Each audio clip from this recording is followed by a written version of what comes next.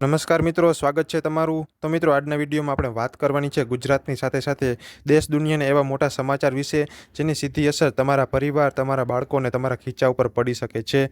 મિત્રો, આજના વિડીયોમાં આપણે ચોમાસા વિશે, ગુજરાતમાં નવા રોકાણો આવી રહ્યા છે તેના વિશે અને વિદેશમાં મિત્રો ગરમીને કારણે હાહાકાર મચી ગયો છે જેના વિશે મિત્રો આપણે વિગતવાર વાત કરીશું. જેથી મિત્રો આ વિડીયો તમારે જોવો ખૂબ જ જરૂરી બની જાય છે. તેથી મિત્રો વિડીયોને અંત સુધી જોતા રહેજો. અને હા મિત્રો, જો તમે અમારી ચેનલ પર નવા છો અને ચેનલને હજી સુધી સબસ્ક્રાઇબ નથી કરી તો ચેનલને સબસ્ક્રાઇબ કરી દેજો, જેથી આવનારા બધા વિડીયો તમે સૌથી પહેલાં જોઈ શકો. તો મિત્રો, પહેલા સમાચાર પર નજર કરીએ તો ગુજરાત સરકાર 2030 પછી ઇન્ફોસિટીનો કબજો પાછો લેશે. જે મિત્રો વિગતવાર વાત કરીએ તો ગુજરાત સરકારે ગાંધીનગર સ્થિત ઇન્ફોસિટીની લગભગ 116 એકર જમીન અંગે મહત્વનો નિર્ણય લીધો છે. સરકારે સ્પષ્ટ કર્યું છે કે 2030માં હાલની લીઝ પૂર્ણ થયા બાદ તેને લંબાવવામાં આવશે નહીં અને જમીન સરકારના નિયંત્રણમાં પરત લેવામાં આવશે. આ નિર્ણય પાછળનો મુખ્ય હેતુ રાજ્યમાં નવી ટેકનોલોજી, AI, સેમિકન્ડક્ટર અને ડિજિટલ ઇન્ફ્રાસ્ટ્રક્ચર માટે વધુ અસરકારક આયોજન કરવાનો છે. સરકાર આ વિસ્તારમાં નવા IT પાર્ક, સ્ટાર્ટઅપ હબ અને વૈશ્વિક કંપનીઓને આકર્ષવા માટે નવી યોજનાઓ તૈયાર કરી રહી છે. ગુજરાતના IT ક્ષેત્ર માટે આ નિર્ણય ખૂબ જ મહત્વનો માનવામાં આવી રહ્યો છે. સરકારનું માનવું છે કે નવી નીતિઓથી વધુ રોકાણ આવશે અને હજારો યુવાનોને રોજગારીની નવી તકો મળશે. બીજા સમાચાર પર નજર કરીએ તો ગુજરાતમાં આગામી 48 કલાક ભારે વરસાદની આગાહી. ભારતીય હવામાન વિભાગ અનુસાર ગુજરાતમાં ચોમાસું સક્રિય બન્યું છે. દક્ષિણ ગુજરાત, સૌરાષ્ટ્ર અને મધ્ય ગુજરાતના અનેક જિલ્લાઓમાં ભારે વરસાદની આગાહી કરવામાં આવી છે.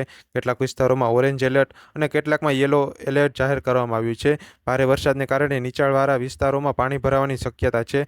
હવામાન વિભાગે લોકોને બિનજરૂરી મુસાફરી ટાળવા અને સ્થાનિક તંત્રની સૂચનાઓનું પાલન કરવાની સલાહ આપી છે.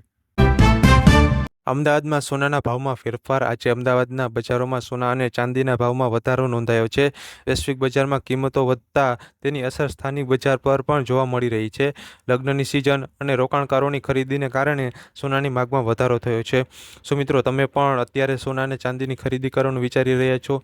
જો હા, તો નીચેની બાબતોનું ખાસ ધ્યાન રાખજો. ખરીદી કરતાં પહેલાં અલગ અલગ જ્વેલર્સના ભાવ તપાસવા, BSI હોલમાર્કવાળું સોનું જ ખરીદવું અને બિલ અવશ્ય લેવું જેવી બાબતોનું ખાસ ધ્યાન રાખવું. સીમેક્સ રિસોર્સ IPO આજે ખુલ્યો. વડોદરા સ્થિત સીમેક્સ રિસોર્સ લિમિટેડનું IPO આજે રોકાણકારો માટે ખુલ્યો છે. કંપની ખનિજ અને ઔદ્યોગિક ક્ષેત્રમાં કાર્યરત છે. IPO દ્વારા કંપની નવા પ્રોજેક્ટ્સ અને વ્યવસાયના વિસ્તરણ માટે મૂડી એકત્ર કરશે. રોકાણકારો માટે મહત્વની બાબતો ધ્યાન રાખવા જેવી છે, જેમ કે IPOમાં અરજી કરતા પહેલા કંપનીના નાણાકીય પરિણામો તપાસવા અને લાંબા ગાળાના રોકાણની દ્રષ્ટિએ નિષ્ણાતોની સલાહ લેવી. ગુજરાતમાં ટેકનોલોજી અને AI ક્ષેત્રે નવી પહેલ. ગુજરાત સરકાર રાજ્યને ટેકનોલોજી હબ બનાવવા માટે નવી પહેલ કરી રહી છે. AI, quantum computing, data centre અને સેમિકન્ડક્ટર ક્ષેત્રમાં રોકાણ વધારવા માટે અનેક કંપનીઓ સાથે ચર્ચા ચાલી રહી છે. આ પહેલનો હેતુ રાજ્યમાં ઉચ્ચ કૌશલવાળી રોજગારી ઊભી કરવાનો અને વૈશ્વિક રોકાણોને આકર્ષવાનો છે. આવનારા વર્ષોમાં ગુજરાત દેશનું સૌથી મોટું ટેકનોલોજી અને ઇનોવેશન સેન્ટર બની શકે છે. ખેડૂતો માટે કૃષિ વિભાગની મહત્વપૂર્ણ સલાહ. ભારે વરસાદની આગાહીને ધ્યાનમાં રાખીને કૃષિ વિભાગે ખેડૂતોને પાકની યોગ્ય દેખરેખ રાખવા સૂચના આપવામાં આવી છે, જેમ કે ખેતરમાં પાણીનો યોગ્ય નિકાલ રાખવો, ખાતર અને દવાઓનો ઉપયોગ હવામાન મુજબ કરવો, વીજળીના કડાકા દરમિયાન ખેતરમાં કામ ન કરવું. આ સલાહથી પાકને નુકસાન ઓછું થઈ શકે છે. અમદાવાદ સહિત મોટા શહેરોમાં તાપમાનમાં ઘટાડો નોંધાયો છે. ચોમાસું સક્રિય થતાં અમદાવાદ, વડોદરા, સુરત, રાજકોટ સહિત અનેક શહેરોમાં તાપમાનમાં નોંધપાત્ર ઘટાડો થયો છે. ગરમીમાંથી લોકોને રાહત મળી રહી છે, પરંતુ વરસાદને કારણે ટ્રાફિક જામ, રસ્તાઓ પર પાણી ભરાવા અને દૈનિક જીવનમાં વિક્ષેપ પણ જોવા મળી રહ્યો છે. મ્યુનિસિપલ તંત્ર દ્વારા વરસાદી પરિસ્થિતિ પર સતત નજર રાખવામાં આવી રહી છે. ગુજરાતમાં નવા ઔદ્યોગિક રોકાણને પ્રોત્સાહન. ગુજરાત સરકાર રાજ્યમાં નવા ઉદ્યોગો અને વિદેશી રોકાણને પ્રોત્સાહન આપવા માટે વિવિધ યોજનાઓ અમલમાં મૂકી રહી છે. ખાસ કરીને મેન્યુફેક્ચરિંગ, ગ્રીન એનર્જી, ઇલેક્ટ્રિક વાહન, સેમિકન્ડક્ટર, ટેકનોલોજી પાર્ક જેવા ક્ષેત્રોમાં મોટા રોકાણ આવવાની શક્યતા છે. ગુજરાત સતત ઔદ્યોગિક વિકાસની દિશામાં આગળ વધી રહ્યું છે, જેના કારણે રાજ્યમાં રોજગારી, રોકાણ અને આર્થિક વિકાસને નવી ગતિ મળવાની આશા વ્યક્ત કરવામાં આવી રહી છે. વડાપ્રધાન નરેન્દ્ર મોદીનો સેશેલ્સ પ્રવાસ સફળ. 9 મહત્વના કરાર પર હસ્તાક્ષર. નરેન્દ્ર મોદીએ 3 દિવસનો સેશેલ્સ પ્રવાસ પૂર્ણ કર્યો.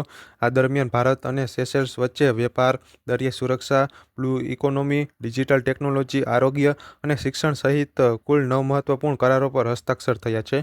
ભારતે સેશેલ્સના વિકાસ માટે આશરે 1250 કરોડની ક્રેડિટ લાઇનની પણ જાહેરાત કરી છે.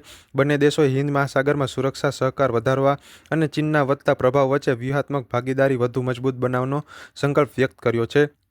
ભારત પોતાની સમુદ્રી પડોશી દેશો સાથે સંબંધો વધુ મજબૂત બનાવી રહ્યું છે. સેશેલ્સ સાથે થયેલા આ કરારો હિંદ મહાસાગર ક્ષેત્રમાં ભારતની વ્યૂહાત્મક સ્થિતિને વધુ મજબૂત બનાવશે.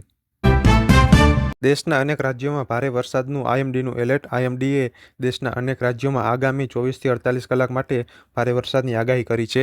ગુજરાત, મહારાષ્ટ્ર, મધ્યપ્રદેશ, રાજસ્થાન, ઉત્તરાખંડ, હિમાચલ પ્રદેશ, આસામ અને મેઘાલય સહિતના વિસ્તારોમાં ભારે વરસાદની શક્યતા વ્યક્ત કરવામાં આવી છે. કેટલાક વિસ્તારોમાં નદીઓના જળસ્તરમાં વધારો, ભૂસ્ખલન અને પાણી ભરાવાની સ્થિતિ સર્જાઈ શકે છે. સ્થાનિક વહીવટી તંત્રને સતર્ક રહેવા સૂચના આપવામાં આવી છે.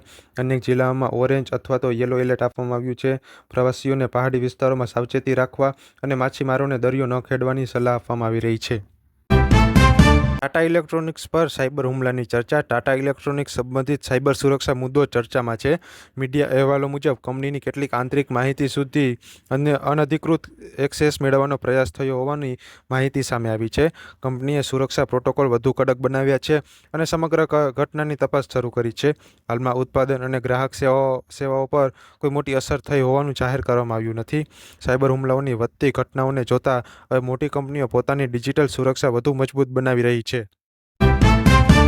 ખાંડની નિકાસ પર ભારત સાવચેત. ભારતમાં ખાંડનું ઉત્પાદન, ઇથેનોલ ઉત્પાદન અને ઘરેલું માંગને ધ્યાનમાં રાખીને સરકાર ખાંડની નિકાસ અંગે સાવચેત વલણ અપનાવી રહી છે. નિષ્ણાતોના જણાવ્યા અનુસાર ઓછો વરસાદ અથવા ઉત્પાદન ઘટે તો સ્થાનિક બજારમાં ભાવ વધી શકે છે. તેથી સરકાર પહેલું પ્રાધાન્ય દેશની જરૂરિયાતોને આપી રહી છે. શેરબજારમાં રોકાણકારોની નજર. આજે રોકાણકારોની નજર નિફ્ટી 50 અને બીએસસી સેન્સેક્સની ચાલ પર છે. આઈટી, બેન્કિંગ, ઓટો અને એફએમસીજી સેક્ટરના શેરોમાં ખાસ હલચલ જોવા મળી રહી છે. વૈશ્વિક બજારોના સંકેતો અને કાચા તેલના ભાવ પણ ભારતીય બજારોને અસર કરી શકે છે. રોકાણકારોને સલાહ આપવામાં આવી રહી છે કે અફવાઓના આધારે રોકાણ ન કરવું, લાંબા ગાળાની વ્યૂહરચના અપનાવવી, નિષ્ણાતોની સલાહ બાદ જ મોટું રોકાણ કરવું. ચોમાસું સક્રિય થતાં અનેક રાજ્યોમાં પૂરનો ખતરો.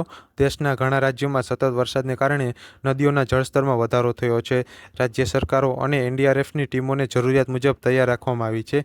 નીચાણવાળા વિસ્તારોમાં રહેતા લોકોને સતર્ક રહેવા અને જરૂરી હોય તો સુરક્ષિત સ્થળે ખસેડવાની કાર્યવાહી પણ શરૂ કરવામાં આવી છે.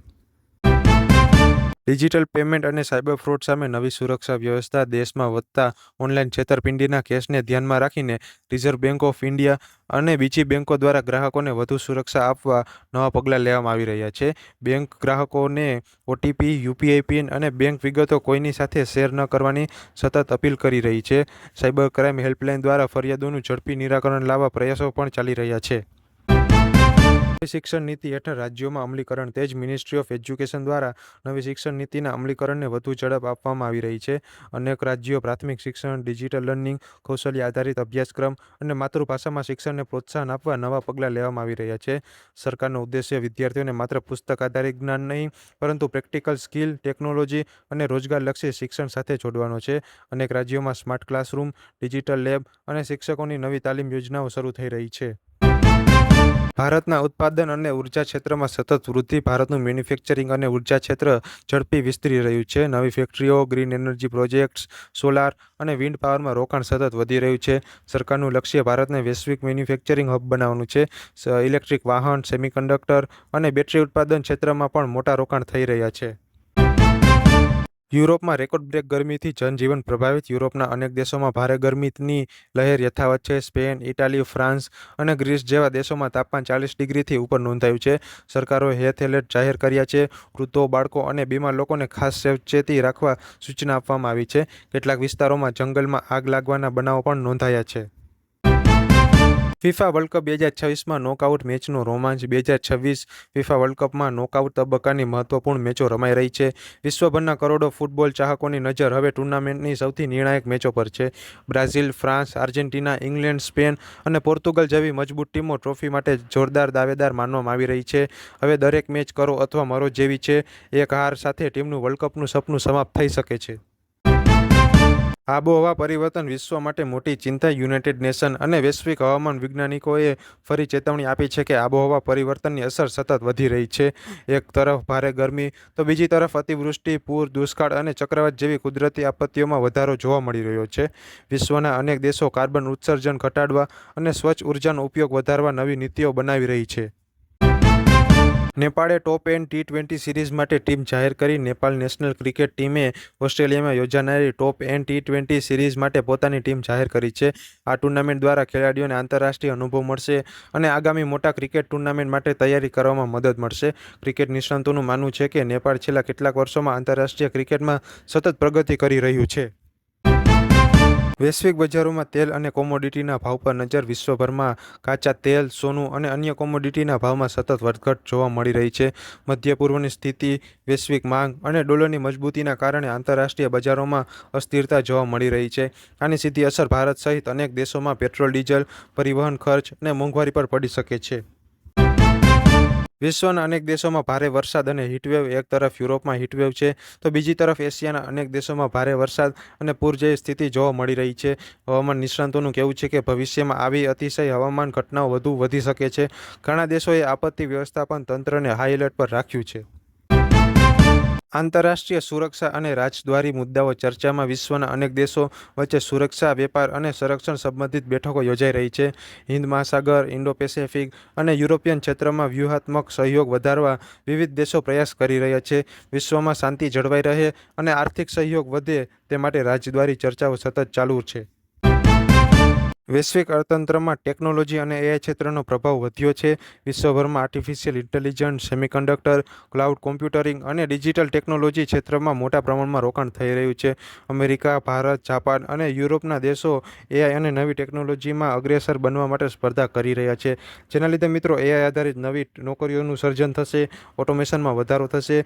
વૈશ્વિક અર્થતંત્રમાં ટેકનોલોજી ક્ષેત્રનું મહત્ત્વ સતત વધી રહ્યું છે. તો મિત્રો, આ હતા આજના ગુજરાતની સાથે સાથે દેશ દુનિયાના સૌથી મોટા અને મહત્ત્વના સમાચાર જે તમારે જાણવા ખૂબ જ જરૂરી હતા.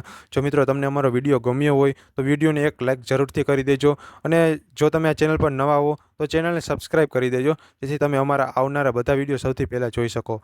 મળીએ મિત્રો આવા જ એક નવા વિડીયો સાથે. જય હિન્દ, જય ગરવી ગુજરાત.